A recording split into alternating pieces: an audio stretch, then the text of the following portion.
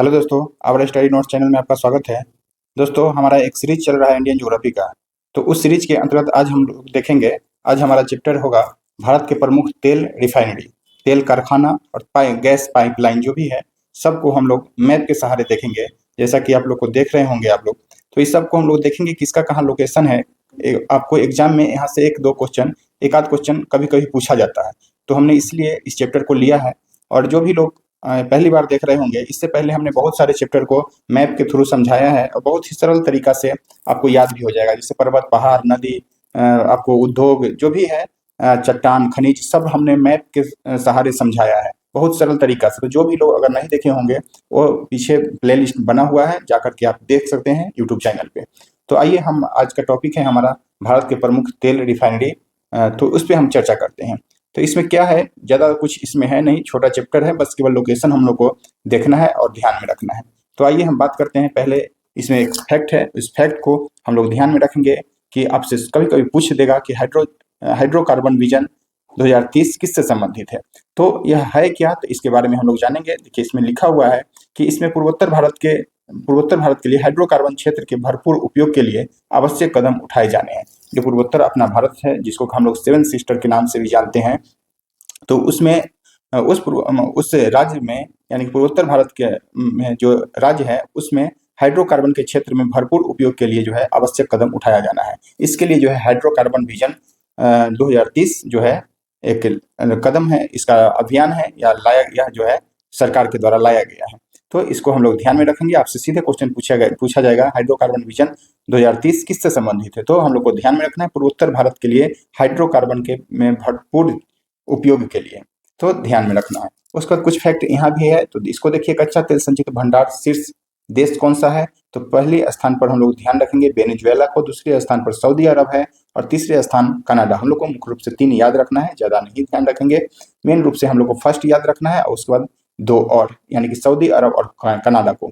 तो संचित भंडारक क्षेत्र में ध्यान रखना है। संचित भंडारक क्षेत्र में वेनेजुएला, सऊदी अरब और कनाडा को जो है ध्यान में रखना है। दूसरी बात हम लोग यहाँ पे क्या देखेंगे कि भारत में कच्चे तेल उत्पादन के 4 प्रमुख क्षेत्र कौन कौन है, उसको हम लोग को ध्यान में रखना है। तो एक तो है ब्रह्मपुत्र नदी घाटी, उसके बाद गुजरात का तट है, उसके बाद पश्चिमी पूर्वी तटीय क्षेत्र है और पश्चिमी राजस्थान है। तो यह 4 क्षेत्र ऐसा है जो कच्चा तेल उत्पादन के लिए जाना जाता है। अब हम नेक्स्ट पॉइंट में देखेंगे कि शीर्ष तेल उत्पादक क्षेत्र कौन है। तो दोस्तों, अपतटीय क्षेत्र जिसको बोलते हैं, यह महाराष्ट्र और मुंबई का जो एरिया है, उसी को दोस्तों अपतटीय क्षेत्र बोलते हैं। उसके बाद दूसरे स्थान पर राजस्थान आ जाता है, तीसरे स्थान पर जो है गुजरात का क्षेत्र है और चौथे स्थान पर जो है असम, जिसमें कि हमने बताया ब्रह्मपुत्र घाटी, फिर आंध्र प्रदेश और तमिलनाडु। तो मेन रूप से अपतटीय क्षेत्र यानी कि मुंबई को ध्यान रखिए, दूसरे स्थान पर राजस्थान है और तीसरे स्थान पे गुजरात को तेल उत्पादक क्षेत्र के रूप में। तो यही यहाँ से पॉइंट है। अब हम लोग यहाँ से अगर बात करें आपसे, तो बस एक लोकेशन के रूप में हम लोग देखेंगे कि कहाँ पे क्या है। तो आइए देखते हैं पहले इसको। गुजरात की तरफ हम बात करें दोस्तों, तो यहाँ पे देखिए गुजरात का यह एरिया है, यह गुजरात का एरिया है। यहाँ से आप देखिए तो यह गुजरात है। ऊपर में देखिए तो राजस्थान का एरिया है, यह जो है राजस्थान का एरिया है। तो ऐसे हम बात करें आपसे, तो देखिए यह पेटी जो दिख रहा है आपको, यह जो बनाया हुआ है, घेरा हुआ है यहाँ से यहाँ तक, तो यह राजस्थान, गुजरात, गुजरात के बाद महाराष्ट्र, यह पेटी है एक तरह से। समझिए कि यह पूरा यहाँ से यहाँ तक तेल उत्पादक क्षेत्र है। यह इस क्षेत्र से जो है तेल का उत्पादन किया जाता है, मतलब उत्पादन होता है, यहाँ से निकाला जाता है तेल। इसी में दोस्तों मुंबई हाई आता है। मुंबई हाई है जो सबसे बड़ा तेल उत्पादक क्षेत्र अभी बना हुआ है, तो इसको ध्यान में रखना है। तो यह पेटी है। अब यहाँ पे कौन कौन इसका जगह जगह पे नाम दे दिया गया है, उस नाम को हम लोग को लोकेशन याद रखना। जैसे कभी आपसे पूछ दिया जाए, पहले यहाँ पे देखिए, यहाँ पे लिखा गया है तेल क्षेत्र, ये काला वाला जो डॉट दिया गया है दोस्तों, यह तेल क्षेत्र है। और जो खाली डॉट वाला जो है, यानी कि सर्किल है, खाली डॉट सर्किल, तो वह गैस के लिए गैस क्षेत्र है, यहाँ से गैस निकलता है। और उसके बाद यह जो एरिया दिया गया है वह पर प्रमाणित उत्पादित क्षेत्र है, यह उत्पादित क्षेत्र है। तो इसको ध्यान में रखना है हम लोग को। यह क्या है, तो यह जो है तेल क्षेत्र है। तो भाग्यम आपसे कभी पूछ देगा कि भाग्यम तेल क्षेत्र उत्पादक क्षेत्र जो है वह कहाँ पे है, किस राज्य में। बस यही आपसे क्वेश्चन जो है यहाँ से पूछेगा, दूसरा कुछ आपसे नहीं पूछने जा रहा है। बस आपसे लोकेशन पूछेगा, कुछ नया नाम दे करके। जैसे कि यहाँ पे इंपॉर्टेंट के रूप में आपको ऐश्वर्या को याद रखना है, क्योंकि यह किसी के नाम पे है। तो यह ऐश्वर्या आपसे पूछेगा, ऐश्वर्या तेल उत्पादक क्षेत्र कहाँ पे है, तो आपको ध्यान में रखना है कि यह जो है राजस्थान का एरिया है, राजस्थान। तो हम लोग को ध्यान में रखेंगे ऐश्वर्या, फिर मंगला हो गया, मंगला, फिर भाग्यम हो गया तो राजस्थान में 3 याद रखिए, 3 याद रखिए तेल उत्पादक क्षेत्र के रूप में, और 2 यहाँ पे देखिए तो यह गैस है, गैस के लिए, गैस क्षेत्र के लिए बाड़मेर जो कि राजस्थान का एरिया है। तो दोस्तों हम इसको लोकेशन केवल याद रखेंगे। यहाँ पे अगर सबसे इंपॉर्टेंट की बात करें दोस्तों तो भाग्यम और आपको ऐश्वर्या को याद रखना है। तो इस तीनों को याद रखना है, मेन रूप से ऐश्वर्या और भाग्यम को। बाड़मेर लगभग सबको याद ही रहता है। अब आगे हम बढ़े दोस्तों तो यहाँ से गुजरात का एरिया आ जाता है। गुजरात की एरिया की बात करें तो कच्छ की खाड़ी सबको पता है, अहमदाबाद सबको पता है। अब यहाँ से हम लोग को ध्यान क्या रखना है, मेहसाना, मेहसाना को याद रखिए, लुनीज है, लुनेज है, फिर कलोल है, कलोल, कलोल तेल उत्पादक क्षेत्र है, उसका खंभात की खाड़ी सबको पता है। और नवग्राम याद रखिए, खंभात की खाड़ी, या तो सबको यहाँ से मेन रूप से ज्यादातर पूछा जाने वाला क्वेश्चन जो है वह अंकलेश्वर है। यह देख लीजिए, यह अंकलेश्वर है, कहाँ पे है तो गुजरात में, सॉरी यहाँ पे देखिए आप लोग, तो यह एरिया जो है अंकलेश्वर है, ठीक है, अंकलेश्वर जो है यह गुजरात में। तो ध्यान रखना है, यह महाराष्ट्र का लाइनिंग है, तो यह महाराष्ट्र में आ जाएगा। अंकलेश्वर जो है कहाँ पे है तो गुजरात में। अभी तक सबसे ज्यादा पूछे जाने वाला क्वेश्चन जो है अंकलेश्वर, जो कि कहाँ पे है, गुजरात में।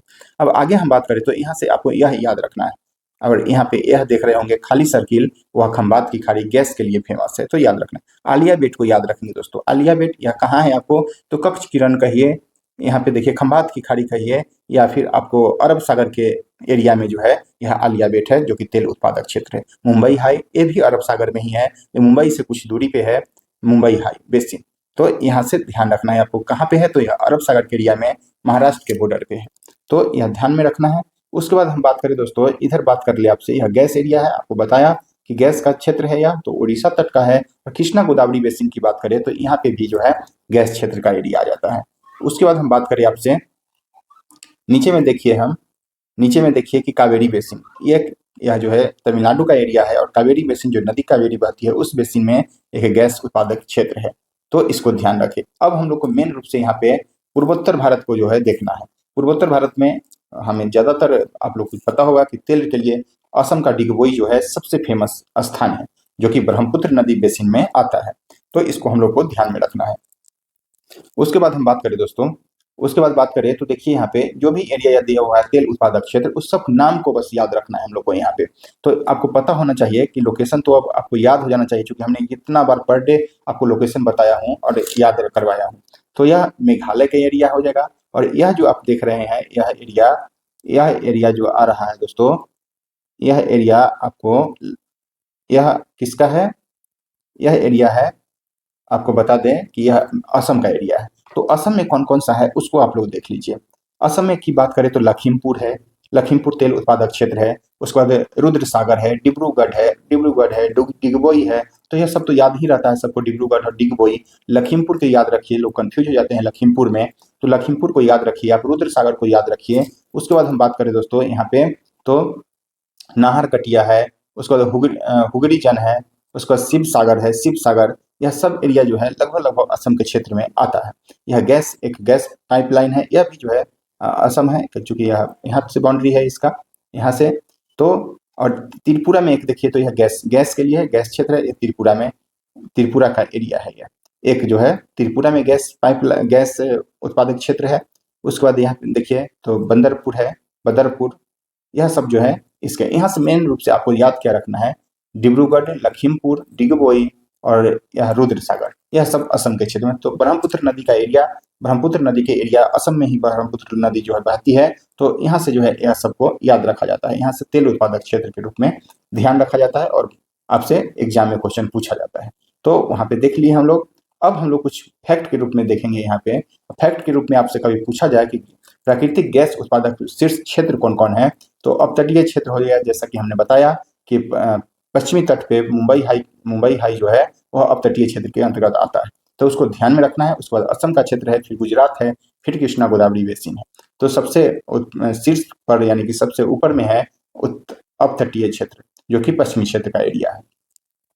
और कुछ फैक्ट है दोस्तों, और यहाँ से कुछ फैक्ट है उसको हम लोग देखेंगे, उसको देखेंगे हम लोग। महत्वपूर्ण बिंदु के पॉइंट के रूप में है, भारत में सबसे पुराना तेल का भंडार जो है डिगबोई असम में है, सबसे पुराना है, जो कि असम का डिगबोई है। ब्रह्मपुत्र नदी घाटी क्षेत्र में 1953 तक जो है 1953 तक देश के एकमात्र पेट्रोलियम उत्पादक क्षेत्र था, देखिए 1953 तक मात्र एक ही था, ब्रह्मपुत्र नदी घाटी में यह बेसिन था।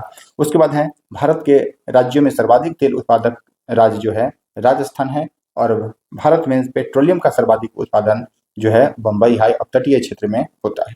तो इस पॉइंट को दोस्तों ध्यान में रखना है हम लोग को कि अगर सबसे पुराना तेल भंडारण की बात कर दे आपसे तो असम में डिगबोई को ध्यान रखेंगे।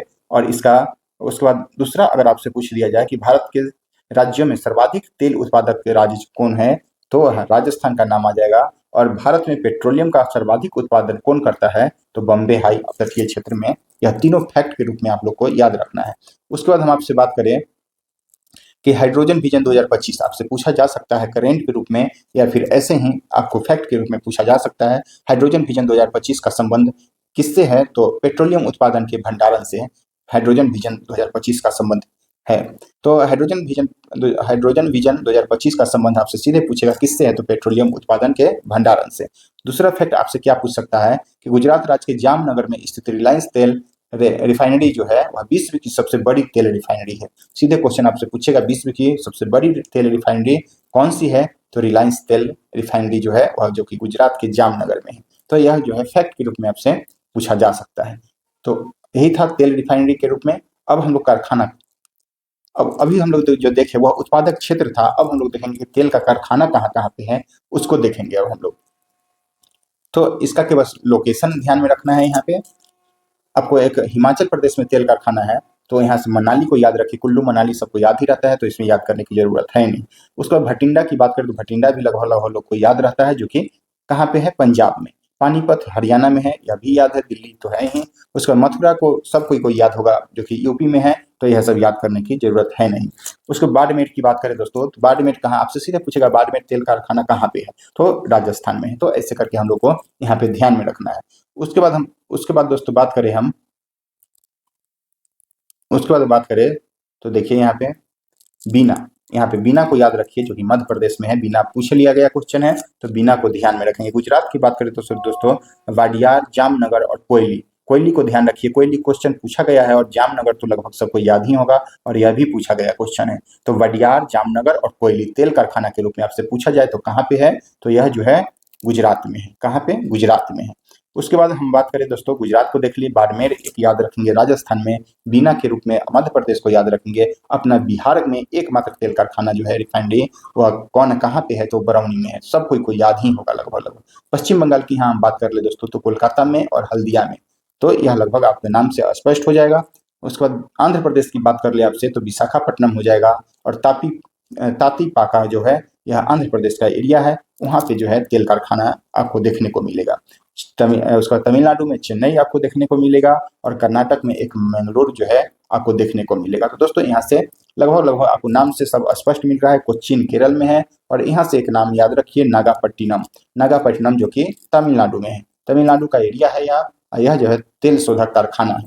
तो यह कारखाना के रूप में जो है इस सबको याद रखा जाता है। अब हम लोग देखेंगे पूर्वोत्तर भारत में कौन कौन है, तो आप देख लीजिए यहाँ पे बोंगई गांव, यह असम का क्षेत्र है, गुवाहाटी है। और फिर से है एक मेघालय में याद रखना है दोस्तों, मेघालय में एक तेल शोधक कारखाना है, यूनियम के रूप में मेघालय को जो है याद रखेंगे। उसके बाद जो है एक डिगबोई है, यहाँ पे देखिए नुमालीगढ़ जो असम का एरिया है, नुमालीगढ़। और डिगबोई यहाँ पे दिया गया है, लेकिन यहाँ डिगबोई जो है दोस्तों असम का एरिया होगा, यहाँ मिस्टेक से दे दिया होगा डिगबोई, चूंकि डिगबोई जो है असम में। तो दोस्तों देखिए हम लोग यहाँ से पूर्वोत्तर भारत का यह डिगबोई जो है असम का एरिया में है, यह मिस्टेक से यहाँ दिया गया है, जो कि असम के तिनसुकिया जिला में डिगबोई आता है। तो इसको ध्यान में रखना है हम लोग को। उसके बाद हमने इसमें देख लिए तेल शोधक क्या कहाँ कहाँ पे है। कुछ फैक्ट के रूप में अब हम देखेंगे, कुछ पॉइंट है उसको देख लेंगे। इंडियन ब्यूरो ऑफ माइंस के अनुसार, यह जो संस्था है दोस्तों, इसके अनुसार भारत के कुल 23 तेल शोधक कारखाने हैं, जिसमें से आरपीएल जामनगर जो कि गुजरात में है, इसार बाडियार में है निजी क्षेत्र के, एवं एचपीसीएल भटिंडा जो कि पंजाब में है, और बीपीसीएल बीना जो कि एमपी में है, संयुक्त क्षेत्र के उपक्रम है। तो दोस्तों इसको ध्यान में रखना है, खासकर यही सब आपसे पूछ लिया जाएगा, जामनगर, बडियार, बीना, भटिंडा, यह सब आपसे जो है पूछा जा सकता है। तो यह इंडियन ब्यूरो ऑफ माइंस के अनुसार भारत में आपसे पूछ भी सकता है, भारत में कुल कितने तेल शोधक कारखाना है, तो कुल जो है 23 का तेल शोधक कारखाना है, जिसमें 2 निजी है जो कि आरपीएल जामनगर और हिसार बाडियार में है। निजी क्षेत्र का यह कारखाना है। बाद बाकी भटिंडा और बीपीसीएल जो है संयुक्त क्षेत्र का उपक्रम है। तो यहाँ से इसको ध्यान में रखेंगे। अब हम लोग कुछ और मेन पॉइंट के रूप में जो है मुख्य बिंदु के रूप में ध्यान में रखेंगे। भारत के सर्वप्रथम गहन ऊर्जा संकट जो है 1973 में पैदा हुआ था। 1973 में गहन ऊर्जा संकट पैदा हुआ था, जब तेल निर्यातक देश ओपेक ने तेल की कीमत में अकस्मात 4 गुना वृद्धि कर दी गई थी। तो भारत में सर्वप्रथम गहन ऊर्जा संकट कब आया, आपसे पूछा जा सकता है। तो 1973 में आया। ओपेक देशों ने जो है, जो हम लोग को तेल निर्यात करता है, वह जो है 4 गुना तेल का जो है दाम बढ़ा दिया था।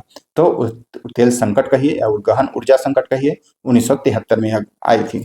उसके बाद देश की प्रथम 2G ethanol bio refinery Punjab के भटिंडा में लगने वाली 2G यानी कि second generation ethanol bio refinery की स्थापना 25 दिसंबर 2016 को की गई है। तो इसको ध्यान में रखना है इस पॉइंट को दोस्तों, कि 2G आपसे पूछेगा 2G एथेनॉल बायो रिफाइनरी कहाँ है, तो भटिंडा में। और कब इसकी स्थापना की गई है, तो 25 दिसंबर 2016 को। यहाँ पे 2G का मतलब है सेकेंड जनरेशन, तो ध्यान में रखना है इसको। 25 दिसंबर 2016 आपसे पूछा जा सकता है। रिलायंस पेट्रोलियम शोधनशाला जामनगर, जो यह जो है विश्व की सबसे बड़ी तेल शोधन संयंत्र रिफाइनरी है। कौन है? रिलायंस पेट्रोलियम शोधनशाला जामनगर, जो कि गुजरात का है, और यह जो है विश्व की सबसे बड़ी तेल शोधक संयंत्र है, रिफाइनरी है। तो इसको भी हम लोग ध्यान में रखेंगे। अब आइए हम आपसे बात करते हैं कुछ गैस पाइपलाइन है। देखिए यहाँ पे कुछ गैस पाइपलाइन है, इसको हम लोग देखेंगे। तो आपको पहले इंडिकेशन दे दिया गया है कि इसका मतलब क्या हो सकता है। तो वर्तमान में है, अभी है, उसका यह इंडिकेशन है। इसका मतलब है रेड वाला जो डंबल है, उसका मतलब है प्रस्तावित है, यानी आगे बनने वाला है। और यह जो है दोस्तों गैस पाइपलाइन तेल शोधन कारखाना का को यह जो है दर्शाता है। यह गैस पाइपलाइन को दर्शाता है, यह जो है, और यह जो है ट्रायंगल है, त्रिभुज जो है, वह तेल शोधन कारखाना को दर्शाता है। तो इसको हम लोग ध्यान में रखेंगे। तो मेन रूप से हम लोग देखेंगे यहाँ पे गैस पाइपलाइन को। इसमें कुछ खास बात है नहीं, बस एक बार हम लोग माइंड से गुजार लेंगे कि किधर क्या है। एक गैस पाइपलाइन का यह लोकेशन है दोस्तों। तो यहाँ पे देखेंगे हम लोग, यहाँ पे यह कारखाना है मुंबई हाई का। तो यहाँ से यह गैस पाइपलाइन निकला है। निकलते निकलते दोस्तों यहाँ से यहाँ आकर के मथुरा गैस तेल शोधक कारखाना के पास जो है, तो दोस्तों यह गैस पाइपलाइन जो है ना, वह तेल कारखाना टू तेल कारखाना के पास गया हुआ है। और इसी के बीच में 2 ब्रांच अलग से निकला हुआ है। एक यहाँ से जगदीशपुर निकला हुआ है, यहाँ पे देख लीजिए जगदीशपुर है, और एक इधर भी निकला हुआ है। तो यह गैस पाइपलाइन को याद रखिए। यहाँ पे देखिए कांडला है, कांडला से निकला हुआ है ऐसे, और यहाँ पे एक क्षेत्र है बबराला, बबराला, इसको ध्यान में रखना है। तो यहाँ से कुछ क्वेश्चन बनता नहीं है, तो ज़्यादा हमने इस पर कुछ चर्चा भी नहीं करना है। इसका मतलब है दोस्तों वर्तमान में जो अभी है तेल कारखाना, तो यहाँ पे देख सकते हैं कि यहाँ से यह जगदीशपुर से यहाँ पे बरौनी है, बरौनी होते हुए यहाँ पे गुवाहाटी जाती है, फिर जो है सिल्लीगुड़ी जाती है, फिर आपको देखिए यहाँ पे तो निमालूगढ़ है, फिर डिगबोई है। तो इस सबको जो है दोस्तों ध्यान में रखना है। यहाँ से यही बरौनी से फिर आपको मौड़ी ग्राम है, राजबांध है, यह सब जो हल्दिया है, यहाँ तक जो अगर आपसे सीधा पूछ लिया जाए दोस्तों कि बरौनी, चूंकि बिहार का है बरौनी, तो यहाँ से रिलेटेड थोड़ा सा हम लोग को ध्यान में रख लेंगे। या इसका कहाँ से जुड़ा हुआ है, गैस पाइपलाइन कहाँ से जुड़ा हुआ है, तो जगदीशपुर, जो कि यूपी में है। यूपी के जगदीशपुर से आप कहिए, या फिर जो मेन इसका पाइपलाइन है मुंबई हाई, मुंबई से लेकर मथुरा तक, उससे जो है निकलता हुआ इसका ब्रांच है, बरौनी में आती है, बरौनी से यह गुवाहाटी तक जाती है, और फिर जो है यह मौड़ी ग्राम, और मौड़ी ग्राम से यह हल्दिया तक के जुड़ा हुआ है। तो इसको ध्यान में हम लोग रखेंगे। और इसका प्रस्तावित की बात करें हम दोस्तों, तो सिकंदराबाद से विशाखापट्टनम तक प्रस्तावित है, फिर विजयवाड़ा भी इससे जुड़ा हुआ है। यहाँ पे देखेंगे तो गुजरात का एरिया, यह बारीग्राम, फिर कांडला, अहमदाबाद, यह सब जो है आपस में जुड़ा हुआ है। तो और नए जुड़ने वाले में जोधपुर देख लीजिए, यह प्रस्तावित है। ये सब जो है भटिंडा के साथ जो है जुड़ने वाला है कोटा तक। तो यह मेन रूप से बस इसका लोकेशन ध्यान रखना है, इसमें कुछ है नहीं बताने के लिए, याद करने के लिए। इसमें अभी तक गैस पाइपलाइन से आपको ज़्यादातर पूछा नहीं जाता है। अभी करंट का कोई क्वेश्चन अगर निकले इससे, तो आपसे पूछा जा सकता है। तो हम लोग को यहाँ से लोकेशन को ध्यान में रखना है। अब आइए हम यहाँ पे देखेंगे यहाँ पे क्या देखेंगे कि यहाँ पे गंगा का क्षेत्र है। यह गंगा नदी का एरिया है, और गंगा नदी एरिया से कौन कौन जो है यहाँ पे कारखाना स्थित है, उस सबको जो है हम लोग देखेंगे। जैसा कि आप देखिए, यह जो है ना ऊर्जा गंगा गैस पाइपलाइन, इसको बोलते हैं दोस्तों ऊर्जा गंगा गैस पाइपलाइन। इसको क्या बोलेंगे हम लोग, इसको जो है ऊर्जा गंगा गैस पाइपलाइन। इसको बोले, इस लाइन को ऊर्जा गंगा गैस, चूंकि यह गंगा के एरिया के साथ साथ गंगा के किनारे बहती है, तो इसी के किनारे जो है गैस पाइपलाइन बैठाया गया है। तो यह देखिए कहाँ से है, जगदीशपुर, आपको बताया अभी कि ऊपर में कि जगदीशपुर जो कि यूपी में है, और यह फूलपुर है, और यहीं से लखनऊ है, फिर यहीं से जो है वाराणसी होते हुए यह पटना, फिर पटना के बाद बरौनी, बरौनी के बाद आप देखिए तो सिंदरी, उसके बाद इधर देखिए तो रांची, इधर देखिए बोकारो, फिर यही लाइन आगे आगे बढ़ करके दोस्तों यहाँ पश्चिम बंगाल के एरिया में दुर्गापुर, और फिर से यहाँ पे देखिए तो कोलकाता आ गया, और यहाँ से एक हल्दिया आ गया। तो यह ब्रांच है इसका। फिर आपको यहाँ पे देखने को मिलेगा, यहीं से ब्रांच आकर के निकला तो इधर आ गया, तो यह राउरकेला है, और इधर में है, इधर में आप देखिए तो संबलपुर है, उड़ीसा का क्षेत्र है। उसके बाद यही एरिया में आकर के उड़ीसा के एरिया में कटक है, भुवनेश्वर है, पारादीप है, और धामरा है। तो यह सब जो है गंगा ऊर्जा के क्षेत्र में यह सब एरिया है। तो मेन रूप से आपको लोकेशन यहाँ से ध्यान रखना है कि लोकेशन में कहाँ क्या है, और इससे जो जुड़ी फैक्ट है उसको हम लोग ध्यान रखेंगे। गंगा ऊर्जा गैस पाइपलाइन 24 अक्टूबर 2016 को 24 अक्टूबर 2016 को जो है वाराणसी उत्तर प्रदेश के इसकी शुरुआत की गई। तो आपसे कभी पूछा जा सकता है कि इसकी शुरुआत कहाँ से की गई, वाराणसी से कब किया गया, तो 24 अक्टूबर 2016 में। उसके बाद इसका उद्देश्य पूर्वी क्षेत्र के निवासियों को सीएनजी गैस तथा पीएनजी गैस, पीएनजी मतलब होता है पाइप्ड नेचुरल गैस, सीएनजी मतलब कंप्रेस्ड नेचुरल गैस। तो इसका ध्यान रखना है, सीएनजी तथा पीएनजी गैस उपलब्ध कराना है किसको, पूर्वी क्षेत्र के निवासियों को। इस योजना के 4 राज्य जैसे कि उत्तर प्रदेश, बिहार, झारखंड, उड़ीसा शामिल है, जैसा कि हमने अभी मैप में भी देखे। यह परियोजना जो है गेल जो कि एक कंपनी है 2008 के द्वारा 2018 तक पूरी की जानी थी। भारत के प्रथम जैव सीएनजी ईंधन संयंत्र का शुभारंभ जो है कहाँ से किया गया, तो पुणे के महाराष्ट्र में से, जो कि पुणे से शुरू किया गया है। दोस्तों भारत के प्रथम जैव सीएनजी गैस संयंत्र का शुभारंभ जो है महाराष्ट्र के पुणे से किया गया है। तो इसको फैक्ट के रूप में हम लोग को ध्यान में रखना है। अब एक छोटा सा पॉइंट है और कि नमक उत्पादक क्षेत्र, नमक कहाँ कहाँ से भारत में उत्पादक होता है उसको हम लोग जो है देखेंगे। यहाँ पे देखिए तो मंडी, यह किसका एरिया है दोस्तों, तो हम लोग मैप से बता सकते हैं कि ऊपर में जो है लद्दाख, और इधर में जम्मू कश्मीर, और इधर में पंजाब है, और इधर उत्तराखंड के बीच में जो है यह हिमाचल प्रदेश है। तो हिमाचल प्रदेश का जो है दोस्तों मंडी जो कि नमक के लिए फेमस है, यह नमक उत्पादक क्षेत्र है। राजस्थान में डिडवाना है, सांभर झील आपको पता होना चाहिए कि यह खारे पानी की सबसे अधिक खारे पानी की झील है। उसके बाद पचपदरा की बात करें दोस्तों, यह भी राजस्थान में है, और गुजरात तो दोस्तों है ही, यह गुजरात है, और गुजरात तो आपको नमक के लिए फेमस है ही। उरन है, कांडला है, ओखा है, पोरबंदर है, खारगोधा है। तो यह सब जगह को दोस्तों याद रखना है हम लोग को। उसके मुंबई का एरिया भी नमक के लिए फेमस है। हम लोग जानते हैं कि अभी यही गुजरात में दोस्तों एक भावनगर भी है, तो भावनगर भी नमक के लिए फेमस है, क्योंकि गांधी जी दांडी यही गुजरात में है, यहीं से दांडी यात्रा किए थे और नमक कानून को तोड़े थे। तो हम लोग को गुजरात तो नमक के लिए फेमस है ही। मरमगुआ भी हो जाएगा, फिर मंगलोर है, उसके बाद पालंकुलम, उसके बाद नेगमपट्टम, तुतिकोरिन, नेल्लौर इधर हो जाएगा, उसके बाद विशाखापट्टनम। यह सब लोकेशन केवल याद रखना है, यह सब एरिया जो है नमक के लिए फेमस है। अभी तक यहाँ से दोस्तों नमक के लिए पूछा नहीं, भावनगर पूछ लिया गया है, तो ध्यान में रखना है। उसके बाद इससे रिलेटेड कुछ फैक्ट है 2-4, उसको ध्यान में रखेंगे आप लोग। नमक उत्पादक में भारत का प्रथम स्थान जो है, भारत का स्थान विश्व में बात करें हम तो चीन और अमेरिका के बाद जो है भारत का स्थान तीसरा है। भारत में नमक समुद्र, झील, नमकीन मिट्टी तथा पहाड़ी क्षेत्र से जो है सेंधा नमक मंडी से प्राप्त उत्पादित किया जाता है। उसके बाद भारत में खारे पानी की सबसे बड़ी आंतरिक झील सांभर झील है, जो कि राजस्थान नमक उत्पादक क्षेत्र के लिए प्रसिद्ध है। राजस्थान में नमक उत्पादन के लिए जो है सांभर झील फेमस है, यह चूंकि यह अधिक खारे पानी की झील है। भारत में सबसे अधिक नमक जो है गुजरात में उत्पादित होता है। तो दोस्तों यह पॉइंट के रूप में हम लोग को यहाँ याद रखना है। विशेष कुछ है नहीं आज के टॉपिक में, जो कुछ 1-2 पॉइंट यहाँ से निकल के आएगा उसको हम लोग को ध्यान में रखना है। तो आज के लिए हमारा यही है दोस्तों। और आपको बता दें कि मेरा अभी टेस्ट सीरीज एक चल रहा है होमवर्क डेली टारगेट के रूप में, डेली टारगेट होमवर्क सीरीज चलता है। उसमें टेलीग्राम पे आपको रात में 9 बजे टेस्ट होता है। पर डे आपको चैप्टर वाइज होमवर्क मतलब चैप्टर वाइज टेस्ट लिया जाता है, मतलब टॉपिक आपको पर डे टॉपिक दिया जाएगा प्रत्येक सब्जेक्ट नहीं, 3 सब्जेक्ट अभी चला रहे हैं। आपको केमिस्ट्री हो गया, मेडिवल हिस्ट्री हो गया, फिर से आपको पॉलिटी हो गया, 3 सब्जेक्ट चल रहा है। फिर से आपको रेलवे स्पीडी हो गया सामान्य अध्ययन का, और करंट अफेयर का जो है करंट अफेयर का भी स्पीडी का चलता है। उस सब इतना 5 सब्जेक्ट से आपको टॉपिक दिया जाता है चैप्टर वाइज शॉर्ट टॉपिक दिया जाता है, उसमें आपको पढ़ के आना है और रात में टेस्ट देना। जो भी लोग अगर नहीं जुड़े हैं, आवर स्टडी नोट से जुड़ सकते हैं। टेलीग्राम चैनल है, रात में 9 बजे टेस्ट वहाँ पे क्यूज के रूप में लिया जाता है। बहुत सारे लोग जुड़े हुए हैं, आप भी जुड़िए और इसका लाभ उठाइए। तो दोस्तों आज के लिए इतना ही। वीडियो पसंद आए तो लाइक शेयर एंड सब्सक्राइब जरूर कीजिए। धन्यवाद।